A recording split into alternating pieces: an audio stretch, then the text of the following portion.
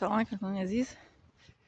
در چی سوره احزاب اومده که خداوند شما را مرد زن آفرید و شما را همسر گردانید و به شما چقدر مهر محبت در شما پیدا میشه تا اینکه با هم عادت کنید. همسر اوله برپا میکنه و با هم دیگه که عادت کردن یک جا کشیدن انس که گرفتن به مهر پیدا میشه. آخر مهری که بشه گرفتن این کم است. ای چی 10 نفر اگر 2 یا 3 نفرش اگر که در عشق و عشقش اگر چی نیومد چی میگن کامیاب نشه با خانواده‌اش میشکنن. بله مثل بچه که مرا مثل به تاریخ دوست داشت گرفتک چی شد شکست بیچاره شکستنش خانگیشون شکستنش برای همین هیچ جواب باید که چی نکنیم که дети постоянно радость, да? Ну, конечно. Куда копьет, то чаще не могу так чей постоянно. بعد چی گفتم شما دارم همین بچه که مرا به تاریخ عاشقش دوست داشت وای کردن نیفتن شکستن شدین کامیاب نمیشه. 10 نفر 2 کسی 3 نفرش ممکنه که کامیاب شون با خانواده‌اش نه. اینی که به خاطر خداوند وقتی که مثلا که همدیگه را مثلا انتخاب میکنن و بعد اوله برپا میکنن به خاطر خداوند به خاطر الله میگم به خاطر الله تعالی اوله برپا کردن آنها زندگیشون خوب میشه مهر محبت همدیگر فهمی. من دیگه اوله که به خاطر خداوند اوله برپا کردن زندگیشون زشتگی نخیر. بله یک از زمانو پدر مادری من همدیگرشون مادر همتی میگه که همین پدر تا به خاطر خداوند ما صبر طاقت کردم بسیار که آدما میگفتن که ای انا بچه چه پدر من یک پسر داده اویلشون میگفتن که نگی بچه یک بچه ارکه مادر گفته که به خاطر خداوند من به شوهر میبرم.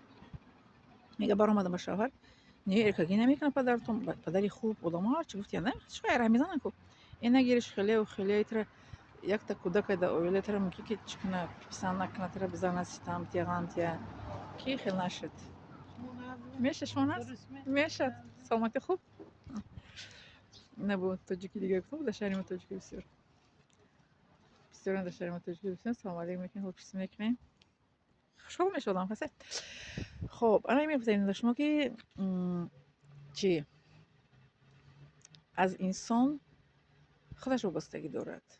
بله وقتی که انسان میگه کو یک زبان تاجیکی کو اگر آدم میگه خو از چشم کور او میره میگن کو چشم کور او میره معنیش که آدمی مونده یکی نمیتونه کارو کرده کو میگه که من کار میتونم این کارو ما باور دارم معنی سرش قبول نمیکنه که میتونم میخوام کارو میکنه فهمیدین. برای همین مادری من به خدا باور کرده است که ما به خاطر خدا میگیریم اویله برپا میکنم به خاطر خدا اویله که برپا کرد پدری من زندگیشون خوب رفت قریب 63 سال با هم زندگی کردن پدر مادری من. بله همه حیران میشن که چرا اینو مادری من کودکاش بسیار و میشه که از نیو میرفت است. همین برادر کلانی من طلاق دادگیان بعد برادر کلانی دو تا کودکشون گرفتگی با اپا من طلاق دادگیان با دو کودکشون گرفتگی با اکا دو تا اکا طلاق دادگیان با دختری طلاق دادگیان گرفتگی با مرا با خواهر من اینکه در بین همین فرزنداشو دو تا 5 تا کودکشون گرفتگی. بعد هر کساچ میگفت است که مثلا جوروی پدرم که برای زنی دیگه بگیم است که میزنه فقط کودکاش از نیو میگذره از زنی کسری سوسکی پدرم میگه که نه من میزنم تو میگشتم تا آخر قضیه نمیگم کارش من نباشه با هم جورویش که ایره میزنه الان میمونم کو ای جورو جدا میشه مادرم میگه که من جورو قطعی نمیخوام دیگه دوست کردن. یعنی ببینید که چی گفتن نسبت پدر من مادر من که مادرم گفت به خاطر خدا من این قضیه رو برپا میکنم به خاطر خدا زندگیشون 63 سال دوام کرد. 5 تا فرزند مادرم خورد از نیو داشتن ششم شد 25 سالگی داشتم 5 کس دیگه زنده موندیم. پدر و مادرم مثل چی میگن چشم گوارک چشم نگاه کردیم خور نشدن زار نشدن به کسی دیچور نشدن مثل از میبرند در بسوی خانه پرتن پدر و مادرم الحمدلله که ماشاءالله سبحان الله بارک الله در بسوی خانه پرتافتیم یا که چی میگن سیدیل که نگرفتیم که پدر و مادر ما نگاه کنیم خمون هم سیدیل کشیدیم هم چی میگن پیران سال خانه شدیم همه چی برای پدر و مادرم شدیم پدر و مادرم صاحبشون نگاه میکردیم تا نفس آخرانشون در پیش چشم فرزندان خودشون چیکار کردن عمر به سر بردن.